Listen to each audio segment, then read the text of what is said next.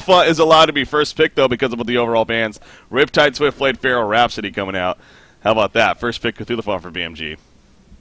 Well, overall, very, very strong hero right now. I mean, the tanky presence that he has, and also the possibility to both play in the suicide role as in the forest makes him a great and very viable first pick. Empath coming up next, so yeah.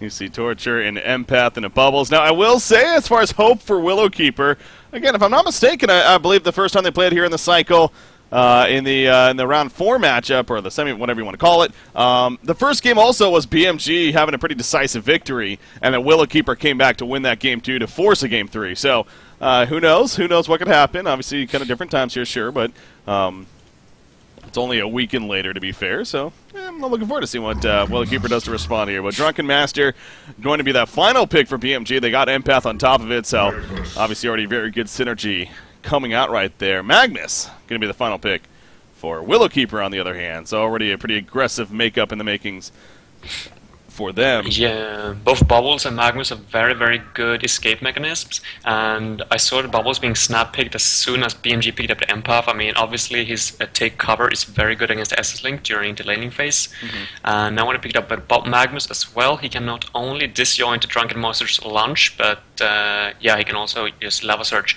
over that wall from Empath, nor the Essence Link, or yeah, even get away from the Trample, for example, from Cthulhu. So they've got a very, very tricky and very viable team here to counter BMG's lineup so far.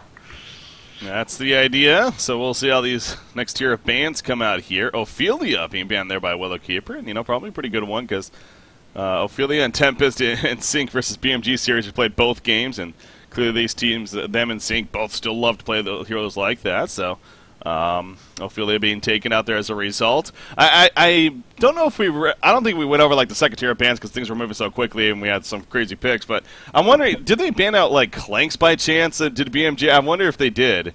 I don't know if you would remember.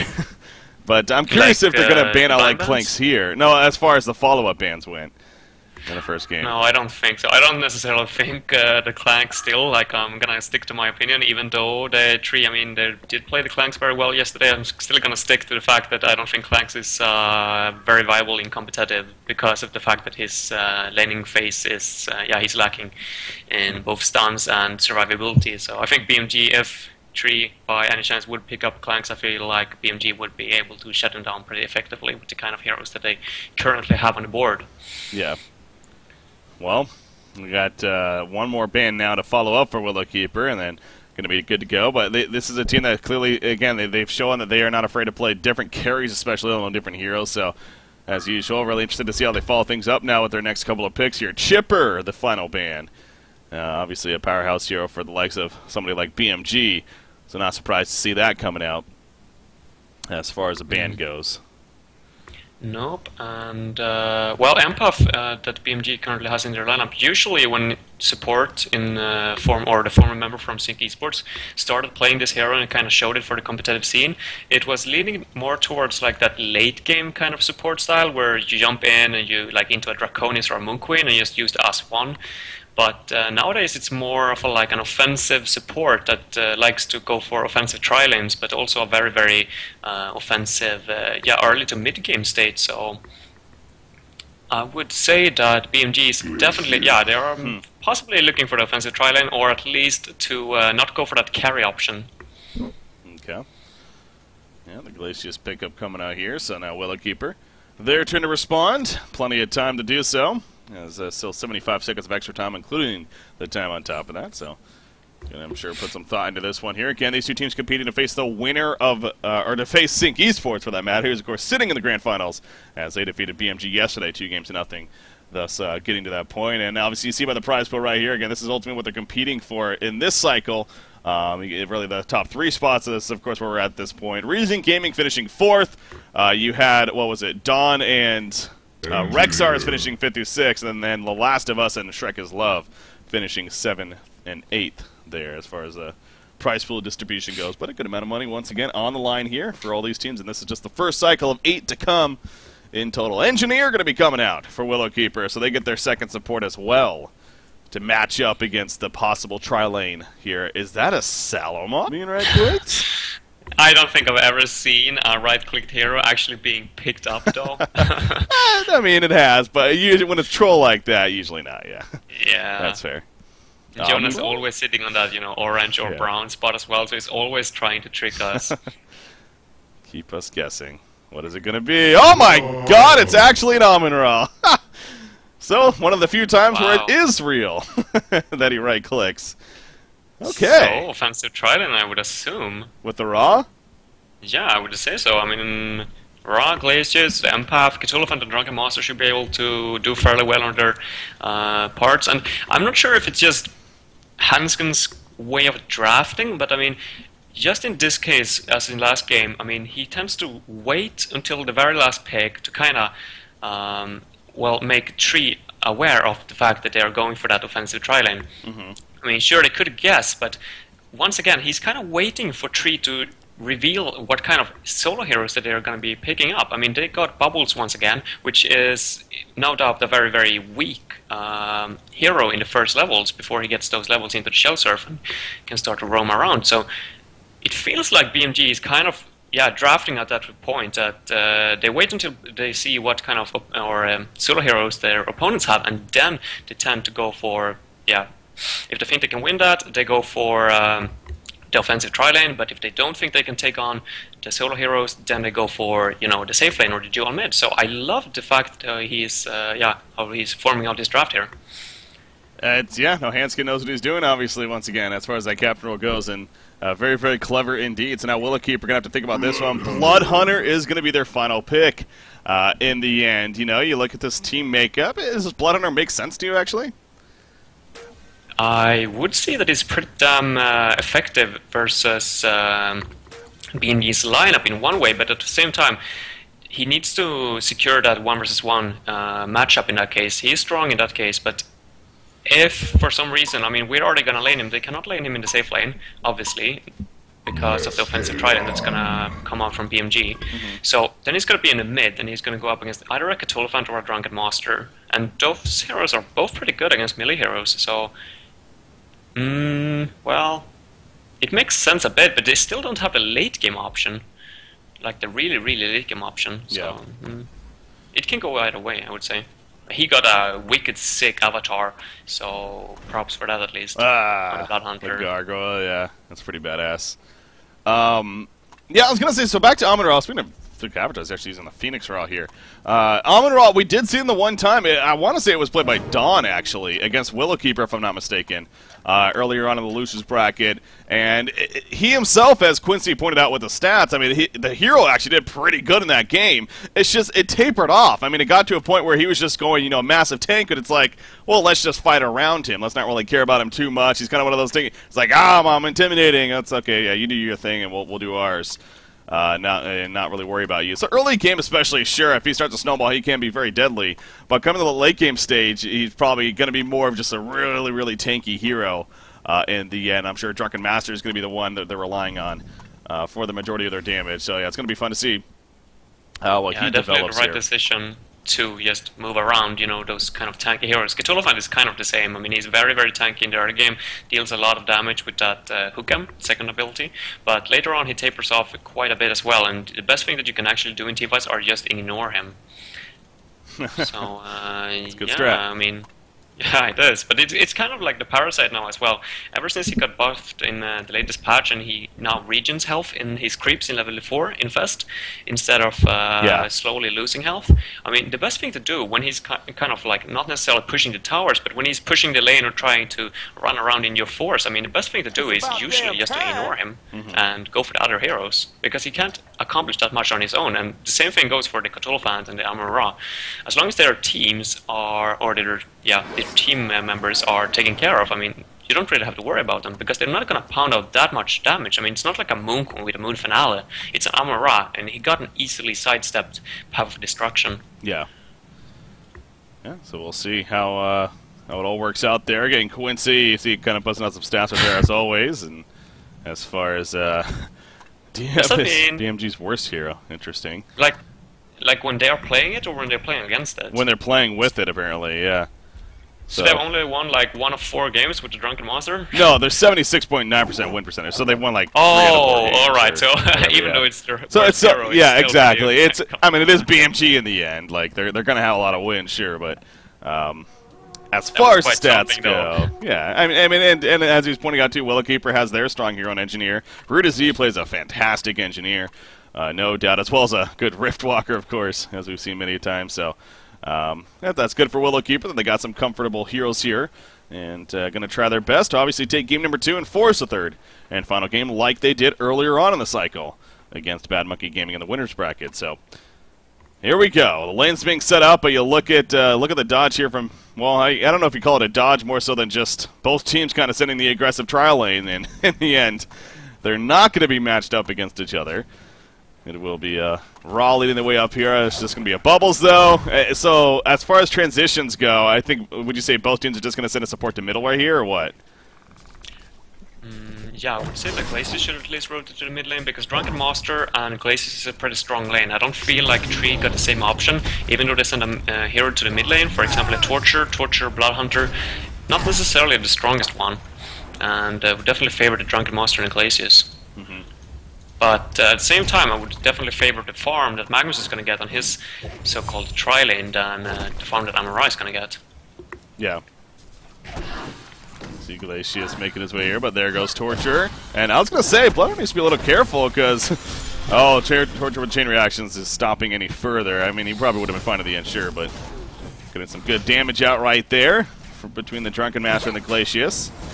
Now when I think of it, wasn't this exactly the same lineup that we saw yesterday in Reason versus Tree, Blood Hunter, and Torture, actually? I think Reason Gaming were actually playing this one. I mean, they were not sure about their lanes, they were kind of running between top and mid, but for some time they were playing a Blood Hunter and Torture in the mid, I think. I believe you're right, yeah, Imba Boy and the Blood Hunter, yeah, that's coming back to me as well. And, yeah, but as you pointed out, yeah, the lanes just, they were kind of all over the place, I'm not exactly sure where to be in the end, and it just didn't work out, so... Yeah, it was the Prisoner and the Rhapsody, and they weren't able to bring down the Blood Hunter, so if they weren't successful in actually taking him down, I guess Drunken Monster and the Glacius shouldn't be either, so maybe it's actually quite even here in the mid lane after all. Yeah. Shout out to Limp, by the way. I believe he was in the chat watching his former teammates here, BMG. I don't know if he's still there or not, but shout out to you if you are. Great player, of course, from Haunts History. Checking things out, seeing how things are going. Anyways, bottom lane, you see Magnus getting some pretty good farm, I'm sure, 8-3, but Cthulhu Font, it is Cthulhu Font. He's 12-1 already, as far as his bottom lane goes. I mean, it's kind of been 1v1 for the most part. The supports did transition pretty quickly. So, but yeah, still. but for what? They really need to get something out of this in that case. I mean, Magnus is not even free farming, and he needs to tri-lane carry. I mean, at least leave one of them down there, I would say. Yeah. Look at the Engineers. Engineers in trouble. He throws a Kex on, he actually hits himself away. And doing a good job there of making sure. But like I said, it's sure, I mean, that's fun and all, but get a kill or do something, because it's not accomplishing a whole lot right now with what they're doing. You see I mean, that's almost just bad right there. They give Drunken Master a damage buff with that silence. Yeah, that more tickles him and gives him a damage boost instead of, yeah. Not really a big deal right there for him, so in fact that he has the regen with that drink as well, so. Oh wow, he actually doesn't have a lunch, by the way. Oh yeah, he went for the drink and stagger level 2 instead. So. Oh, he's got the lunch. As he gets level 4, so has now a little bit more kill potential or getaway if need be. But as you're mentioning, in fact, they're going to try maybe right here. Nope, quick chain of reactions from Torture and cancel any attempt from BMG coming out. And both the supports actually pretty low on mana. But again, Engineer doing a lot of just kind of hanging out nearby. Still level 1. They're not really getting kills with it, so. Where is he going to end up in the end? I mean, he's kind of maybe heading towards the top lane. Going to go for the 4-minute rune right here. At least protect that. Glacius is running over, though, so this could be a little bit of a support battle going at it. Try to protect it. There's the freeze. No rune? No, it was just refreshment, I guess. Yeah, I guess so. What's the bottom? Since it was frozen, it was probably just we not seeing the animation. Yeah, Invis was on Torture here. So, and actually, Planet are going to be caught on. Drunken Master wants his kill, and he'll get the kill. Oh, that is big. Zibe picks it up. I mean, so they have 2 supports here, and the second they happen to be both gone, Bloodhunter goes down. That's really unfortunate for Willowkeeper. That's got to hurt, man. Yeah. And Magnus is not even getting any form anymore. I mean, he's 300, sure, but Cthulhuphant is getting his piece of the cake as well. I mean, he's almost 300 himself, so very, very questionable. And Engineer is the kind of hero that's very, very dependent on the experience early on into the game. Kind of needs to want to hit that level 6 as soon as possible so he get that energy field spell. But instead, still standing in the middle lane, not really finding himself a place. Yeah. You know, you were exactly right to bring up yesterday, and how it happened to be recent gaming against Willowkeeper is kind of ironic, because Willowkeeper is doing a very similar situation of, they just seem lost. They seem lost in this laning phase as far as where to send the supports. Nothing's really going that great. Magnus is having an okay time, but so is Cthulhuphant as well. Both doing pretty good. So, but they're going to really be relying on this Magnus, it's safe to say, to get the earlier on portal key and start making an impact. Because Drunken Master's already starting to snowball, get off to a great start. And Amenral, you can't forget about him. Again, early game start. Very deadly. Back to the middle lane. Torture going to be gone once again. Torture falls right there. You see Bloodhunter, I mean, he throws it a silence. Can't do much else, though. That's just how the hero works, so Torture pretty vulnerable in that sense, and ends up dying as a result. So, not going as planned for Willowkeeper here in the laning phase. And once again, I'm sure Drunken Master are going to get these early Ghost Marchers soon enough, and even start moving around perhaps, and setting up more kills. So, always very important to always try to accustom yourself and your team like towards the draft and how it's drafted out, I would say.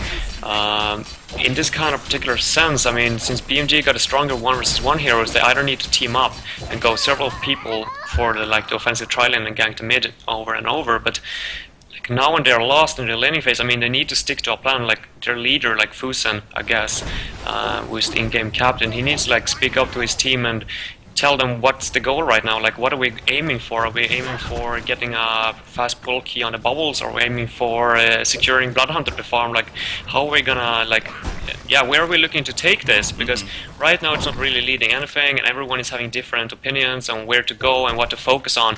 And if you do that kind of stuff, I mean, BMG was very, very controlled and already, like, probably got a plan figured out. I mean, they're looking to get that Helm of the Black Legion onto Amon-Ra, I would guess, and then start to team up as 5 people. Same goes for the Cthulhuphant. Tree kind of needs to do the same thing right now. They cannot be running out around doing this. Well, they're going to need to be careful here in the middle lane. Is actually bottom lane. No, Cthulhuphant just harassing a little bit, but you see the middle lane. Empath is here. Now, there is a ward of sight that's going to give them the information necessary, and you already see Willowkeeper playing pretty defensive as a result of noticing that he is there. In fact, they may try to go for a kill on her, try to be sneaky with this. Wouldn't be surprised. Bloodhunter is level 6 with that said. But look, they're just boxing them out so easily. In fact, now Torture needing to be really careful right there. He's going to be fine. There we go. Hemorrhage is going to be applied to Drunken. I mean, he's just like, I'm going to pop my Untouchable and just poured out. So he's going to be fine. Empath in the meantime, though, not going to be so fine. Man, if Bubbles was able to Kelpfield just a second earlier, that could have actually been something to me on the Drunken Master as well, but... Yeah, I mean, Drunken Master's ultimate does not cancel the kelp field. No, definitely not. Does it? No, so he had a ton, he had several seconds on actually casting that on Drunken Master. I was very confused by that fact, and I was starting to look into Drunken Master's ultimate and like, can you not be affected by the kelp field? I don't see, I mean, unless I'm missing something, I mean, it's an AoE, and that's only for single target, so... Don't believe that's correct, the case. but maybe it was 1 second like hesitation for the bubbles, and that was all the Drunken Master needed, I guess. Yeah. Gets away, and well, now he's back to the middle lane, continuing to farm. So, I mean, sure, they get the 1 kill at least, and it kills a kill after all, but we're going to need definitely more to happen. Nice dodge right there by Magnus at the bottom lane against Cthulhuphant. But again, it's just a case of, but look at Magnus's farm, it's starting to taper off quite a bit. I mean, he was upwards of 300 plus, and now he's about 260 gold per minute. Cthulhuphant, he's just using this trample left and right, man.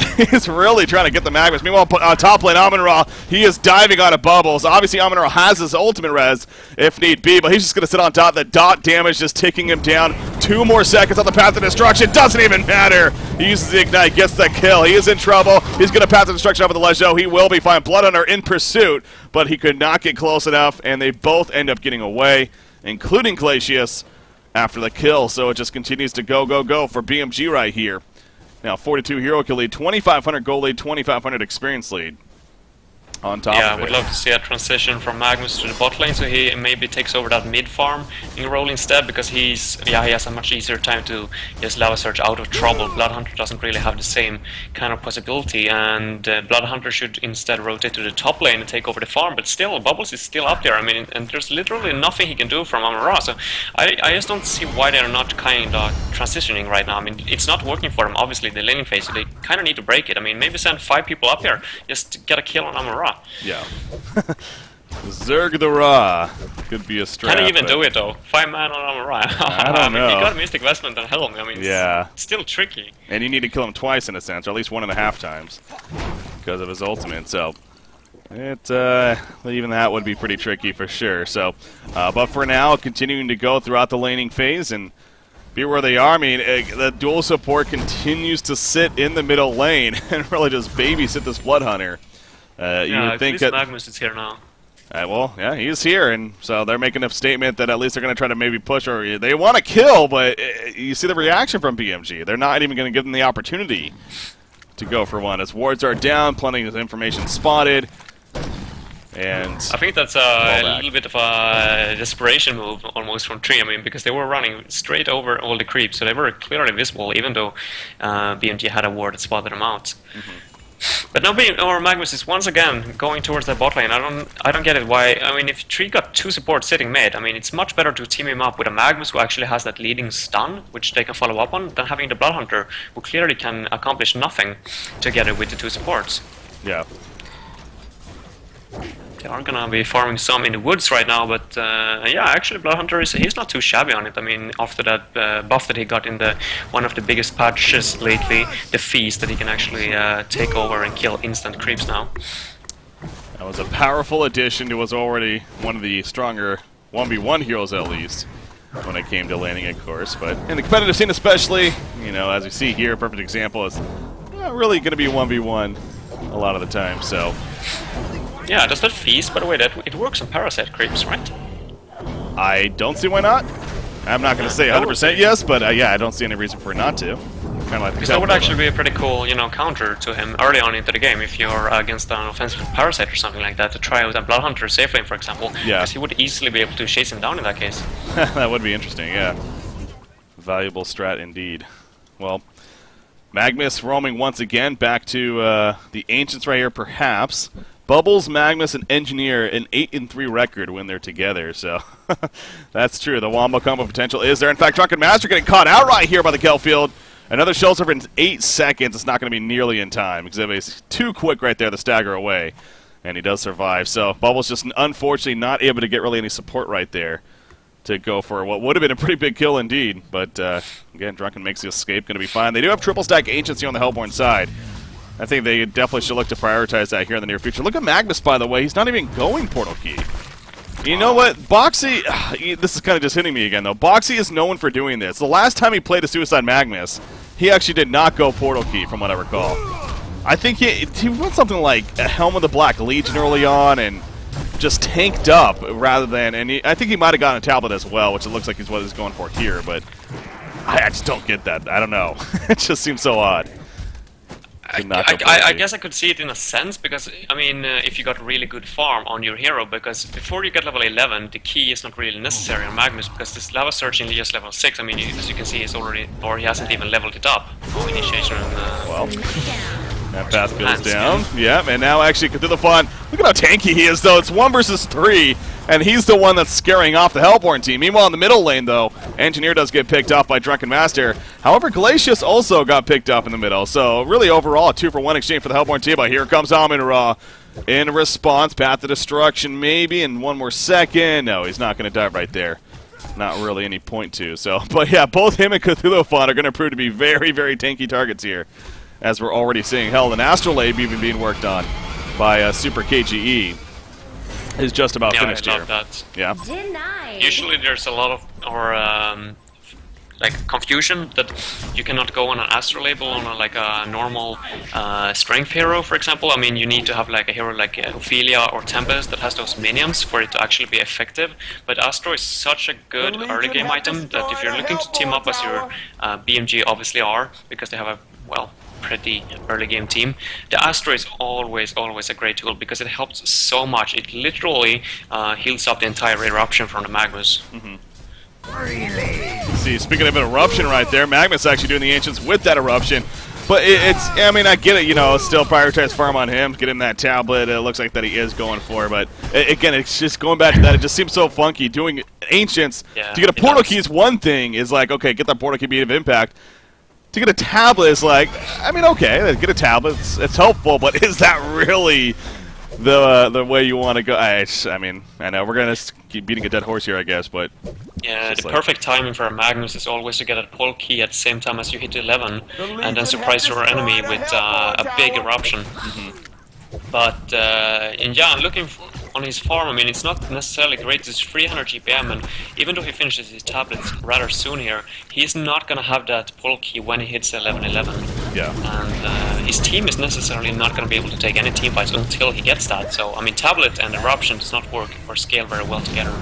Oh, they want to kill this Drunken Master, damn it. Then they're going to go all out for it. Will it actually work out in the end? It looks like a Blood Hunter gets a kill, and that was pretty big because now Glacial Tampor going to be used. A lot of damage from Glacius, actually, but not enough. But here comes Cthulhuphon. Obliterate is out. He has the aura up as well, so look for fears to be happening. But the energy field is keeping that elephant tamed right there. However, oh, more kills actually happening for the Helper team. Blood Hunter was still chasing. It's only it's 3 dead right now for the Legion side. You got Amun-Ra and Cthulhuphon, though. These are really beefy, tanky targets that are left over. And it is going to be enough to scare off the rest of Willowkeeper, but nobody from Willowkeeper actually died right there. I might be speaking too soon, though, because Ruta Z, yeah, he's probably in trouble. Can he dodge a trample? No, he cannot. He tried, but it wasn't to be. So at least they kill Engineer to end it off, but overall, pretty good for Willowkeeper, actually. I mean, look at Blood Hunter's farm now. 270 gold per minute, looking pretty good all of a sudden. Yeah, he's been able to recover really damn well. And I think it might be a little bit of overconfident from BMG as well. I mean, Drunken Master, he is close to his BKB, but it's not necessarily gonna do... I mean, sure, it's great against his team, but Blood Hunter Ultimate, for example, that's physical, and if he just keeps focusing the Drunken Master on that, he's not gonna be able to do too much in those team fights. And if Magnus also hits that portal key timing anytime soon, now he did go for the tablet, but still, that's still a big treat at home. Oh my god, those escapes right there were pretty epic. Amun-Ra does fall. He's going to resurrect right here. Will he be able to make some big plays? The Ignite going to be used, I'm sure. Drunken Master is silenced currently. He cannot follow up with the team. The trample just out of range. And Willowkeeper will stay alive. The team support's actually pretty damn good, honestly, right now by Willowkeeper, especially with that save on a Magnus. And Magnus ports back in. He has a tablet of command right now. But is that going to be a big use here in this fight? Will they try to defend this? It looks like they very likely are. I mean, they're going to regen a little bit. Blood Hunter, he is good to go, though. He's coming back in. And BMG at least doing maybe a fake fallback right here. They're not falling back all the way. Cthulhuphon sitting in the front line still. You see Magnus. He's still looking for an opportunity. He stunts in right here. Gonna harass a little bit. Cthulhuphon taking some good damage. Wall off on a bubble. So Kelfoot hits 4 heroes. Blood Hunter. He put the silence up. It looks like, not sure onto who, but in comes Drunken Master. Energy field is put down though. Drunken Master wants to kill it. They kill it pretty quickly. Good focus fire. In the background, Magnus is still chasing. Down goes Bubbles though. The tankiness of Cthulhuphon and Amun-Ra is proven to be quite the ordeal here, as Cthulhuphon is still alive in the background. Blood Hunter though, chasing for a kill. He gets that kill on a Glacius off to the side, and it is a 1-for-1 exchange after all of this fighting going on right here. Engineer, though, he's going to be walled off, probably making it 2-for-1 now, unless Magnus, now the talent with the big saves. Blood Hunter coming in. Amun-Ra is dropping. He does not have his res up. Amun-Ra goes down with Blood Hunter killing it. Down goes Magnus now. Blood Hunter, he's still hungry. He wants more blood. Damn it, he's probably going to get more. Cthulhuphon barely staying alive. Drunken Master, though, he is now silenced. Blood Hunter in pursuit with that blood sense of his. And one more auto attack should do it. Down goes Drunken. A hat trick for Baltazar. And I don't know, but Willowkeeper, they got a lot of momentum all of a sudden. Yeah, what a crazy game. Tree really playing well right now. I mean, their synergy is so well on that Boxy, using that tablet to save Engineer in the last second, followed by the Lava Surge on 2 heroes, was saving the day right there. I love this game, actually, so far. I mean, it's so well played by Tree. I mean, BMG, sure, they still have the advantage, I would say, if the team up and just let Tanky Presence do its job. But Tree, I mean, they are doing an incredible job on actually keeping them back. And when Magnus hits at 11 and the portal key timing, I don't know. I don't know if BMG is going to be in an advantage any longer. Yeah, I mean, as much as we're criticizing the tablet, honestly, you got to say, it somewhat worked there. it did bait out a little bit longer to ultimately go for the counter kills, as we saw, and so props to him in that sense. Bloodhunter, though, nearly 400 gold. He is about 400 gold per minute now, so definitely a lot of momentum picked up by Willowkeeper. Now, you do look at the GPM charts. Drunken, Cthulhu Font, and Amun-Ra are all continuing to be up there, but again, Amun-Ra and Cthulhu Font are still continuing to be really, and they're going to develop into just being those tanky, massive targets. Sure, it's still useful in the end, but it's not the huge, hard-hitting carry threat by any means. Drunken Master has potential, but even him, he's going to take some time to really, really become scary as far as that late game. He's going for a Shrunken Head first, especially. So I definitely think Willowkeeper has good things going for them. And by the way, to clarify, too, on the feast, there is a good point being brought up. Technically, so we were kind of halfway there, you would need to be level 4, though, because of the feast, because you need level 4 to eat the big creeps, which Parasite would take over. So, I mean, just a minor thing there, but that just kind of go back to that point. Yeah, but you still get it pretty easily, I think. Exactly, yeah. Playing the safe lane carry. You still max it out first, I'm pretty sure, anyways. Magnus? Nope. His stun was 1 second away, and yeah, he just got caught playing with the big boys right there. And unfortunately does fall. The elephant is scary. Big blue elephant coming at you. Yep. And also Drunken Master, normally I would rate him much higher as the hard carry option, but in this particular game, when he's against the engineer who can keg himself away, the Magnus that can lava surge away, the bubbles that can shell surf away, he's not going to be able to have the most of impact as he would normally if he were up against, for example, another hard carry. So that's an important part to take into consideration. Even though they have him, is he going to be able to pound out a lot of damage in the teamfights? Yeah. Bottom tower. This is going to easily fall right here in the end. Legion Team BMG, that is, of course, getting the credit for the tower kill. I'm going to pour it out before any fight does look to happen. Yeah, so no portal key on Boxy. I mean, this is what I was talking about, man. What? He gets a bracer. He doesn't like portal key. We really need to ask him about this because this is now multiple times he's done this. He just simply passes it up. He's against a pretty tanky team with the Drunken Master, the Amun-Ra, Cthulhu Font, not necessarily going to do the most damage, but just the fact that you can, jump around all over the map, you can farm faster, and you can also save your teammates with a tablet and key combination, and you can launch that ultimate on example for the Empath and Glacius. So, I mean, it's just scaled so well with your hero that it's not going for it is a mistake. Yeah. Well, again, I mean, the tablet did kind of work out, sort of, so will this route work out still for Willowkeeper is obviously the big question. Is secondary tower being pushed in by BMG? They are counter-pushing the first tower down here in Willowkeeper, but obviously BMG can be pretty satisfied with this exchange in the end. And going to start falling back, maybe? Oh, Drunken Master at least cleaning up the creep wave, and going to make it to the top lane, it looks like. The secondary tower up here is going to be the last outer tower remaining before, obviously, we got BMG. He's now going to start breaking into the base, but jeez. Normally I would say it's a good thing for Tree to actually trade those towers because Magnus will get closer to his portal key and that's crucial for his team. But since he's not going for it, I'm not really sure what Magnus' bracelet is going to contribute to. Yeah. Well, the Astrolabe, eventually. Yeah, but I don't think he's going to complete that. Fair. No, we'll see. He's going to stick with the bracelet. I don't know. That could be possible, I guess. Yeah, just helping to tank up a little more. Bloodhunter, by the way, he's got a Frostburn finished, and now he's working towards, well, I'm not sure, actually. 2,200 gold saved up. Has a full Dawnbringer now. Okay, there you go. Life brand purchased and going to be delivered. So he does get the full Dawnbringer here as far as his first major item. So the most expensive item, it just so happens to be. But he does have it finished about 23 minutes in. So what was just a bad start for Bloodhunters, being a hell of a game, obviously. Yeah, Tree doing pretty well in those kind of situations. I mean, they tend to lose the early game, but then somehow, I mean, they are pretty confident in just sitting back and farming and making these kind of, tower defenses, I guess. You got Bloodhunter 1850 gold saved up, so maybe, just maybe, the portal key could possibly be coming next for Boxy here. Playing the Madness. I know it's a stretch. I know it's a stretch, but we'll see. Axe of the Malphite on Amun-Ra. Yeah, he is starting to really get that tanky presence, like we keep talking about. 2,200 life on him, and very important, of course, with the skill set. He doesn't have a portal key though, so I'm not sure. I mean, as long as they ignore him and Cthulhu Font, I think they're going to be fine. I mean, they just need to focus everything they have on Drunken Master in every single team fight, and I think they should be fine. I don't think BMG has the heroes to actually chase down and pick off Tree. Yeah. Blood Hunter? That's why I kind of... Okay, no, it's fine. Yeah, that's kind of why I wanted Porky on Magnus so badly as well, because if you can launch an eruption on him before he gets a BKB off, I mean, you got a very, very big percentage chance to actually win the team fight.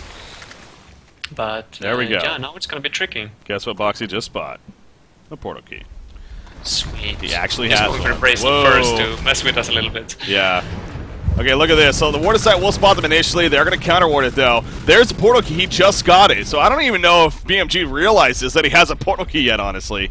If they actually spotted that, I don't know. Oh, probably now. There's a warded site. Eruption. Oh, no. Bad timing right here. He does go in on the Omidron. Not the target you want to go in, though. And now Blood Hunter in response. He's taking plenty of damage. He gets tapped away. Oh, but he's in the Congo pit. He's completely cut off from his team. He is in so much trouble right here. Probably going to be chased down. Down goes Blood Hunter.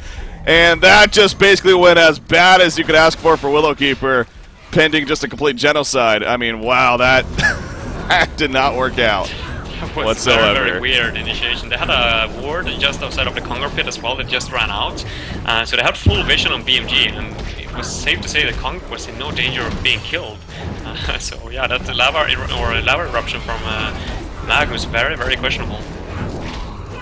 Yeah, that's definitely gotta hit Willowkeeper hard as far as how that just fight played out overall. And on top of it all, you are gonna see a Kongor kill happening, and of course a token of life, or it looks like Drunken Master now. So yeah, I mean, you talk about even with the initiation from Magnus still happening, the fact that it only did anything to Amun-Ra is just kind of like, yeah, that's not good.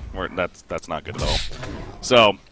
Yeah, also the fact that the Kongor, I mean, as long as you got vision onto Kongor, but the enemy team is not close to actually killing him off, I mean, it's better to just wait until it gets to like 10% HP, because if you were to win the team fight after that, then you also get a free token, like a bonus.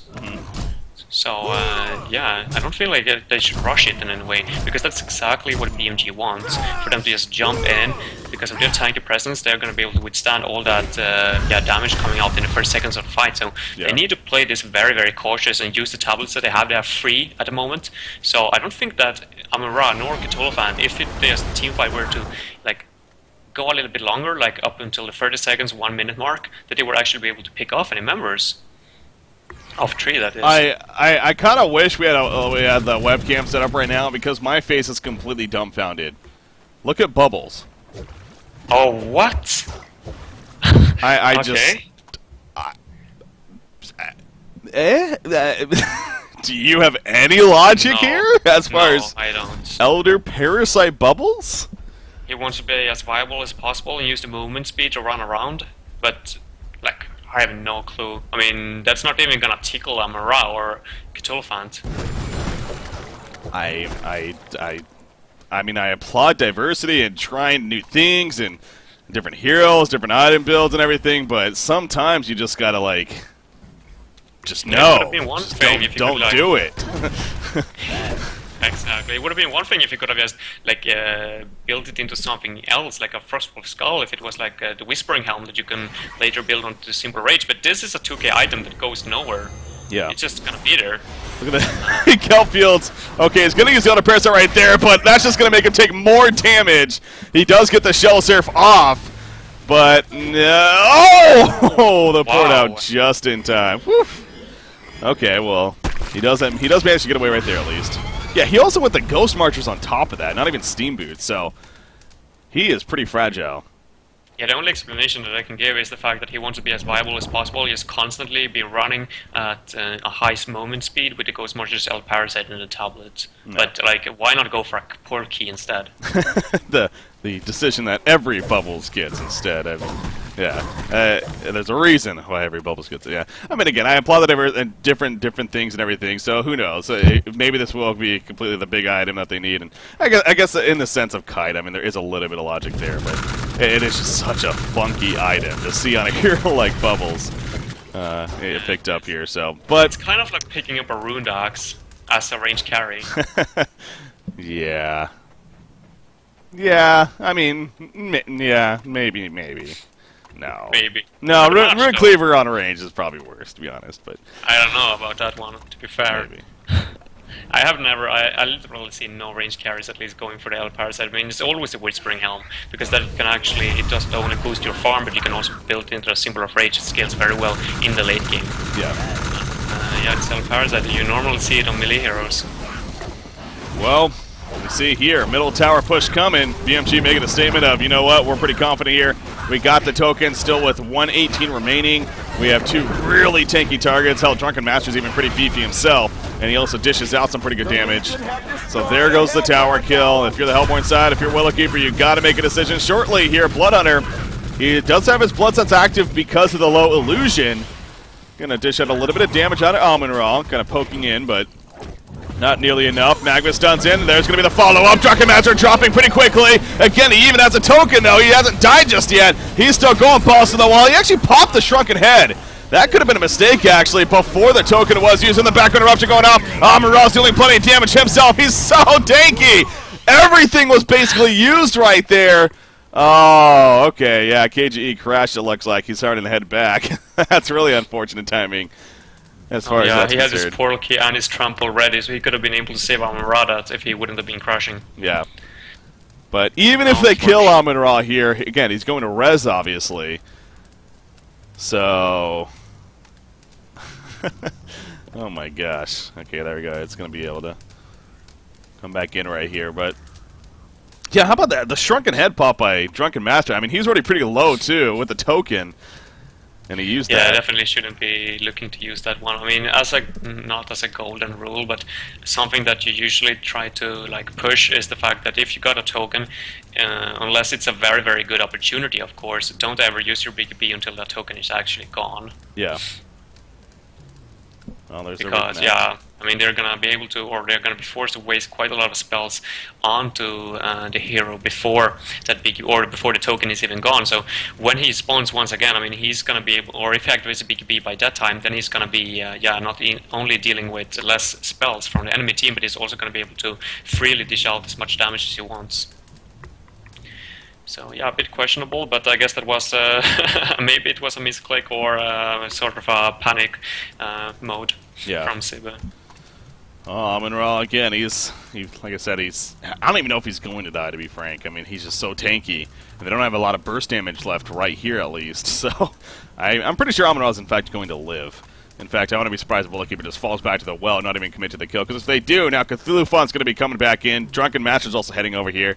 So yeah, if I was Willowkeeper, I would just fall back to the well at this point. So we'll see what they decide to do. But the melee racks, it is at half-life. You almost have to be at the point of retrieval, though. Probably looking to concede it. It's about damn because of time. how this fight has played out here. But yeah. We'll see. What are they going to do? Yep, they try to fall back. Freeze comes out on the Bloodhunter. But he's going to be fine, and back to the melee racks goes BMG. So after a little bit of regen, Willowkeeper, though, going to still try to hold it off. Silence comes out. Big stun from Magnus. Hits 4 heroes, but not the best follow. Or maybe it is. Bubbles comes in as well. Song of the Sea going to be his Impalement, doing a little bit of damage in the background. Blood, oh, he couldn't get the kill. If he got the kill, he would have gone back to full, but it wasn't enough. He goes down.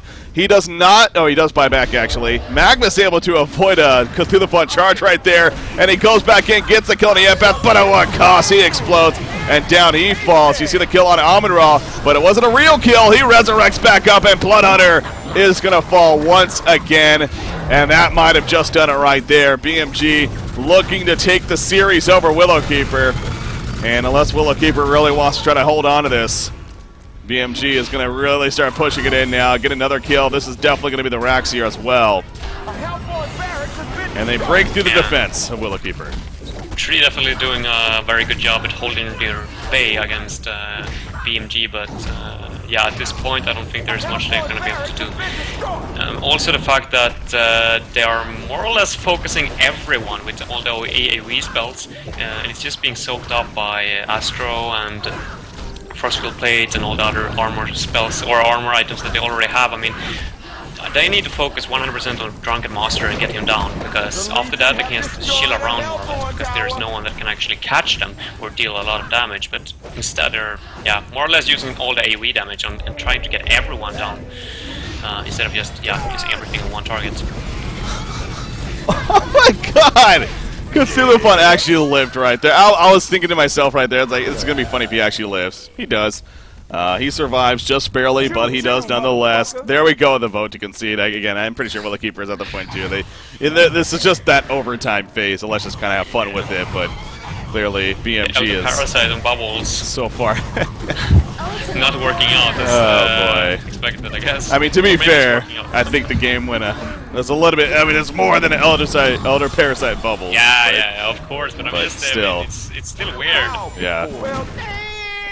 BMG takes it. It's official. Hanskin 15-1 on Empath as well with the result right here. That's pretty impressive stat there too.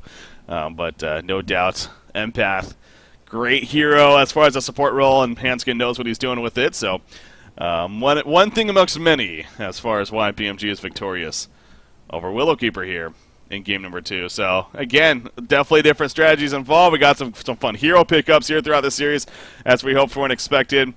But in the end, the result is, as the majority expected, of BMG taking it 2-0 over Willowkeeper. So Willowkeeper will finish 3rd place. Not too bad at all for a first cycle result here of many more to come, of course. They're going to take home $3,700 themselves, as well as their share of the points. But BMG is going to be moving on to the grand finals, and that means it's going to be BMG versus Sync Esports in the grand finals. Best out of 5. Sync will be up, of course, 1-0 as a result of coming from the winner's bracket and already defeating them in the winner bracket final. So, man, oh man, you know, it's as we expected as far as the final result, but is that a bad thing? I don't think it is. I mean, I think people are still going to be pretty ecstatic that it's Bad Monkey Gaming versus Sync Esports in the end.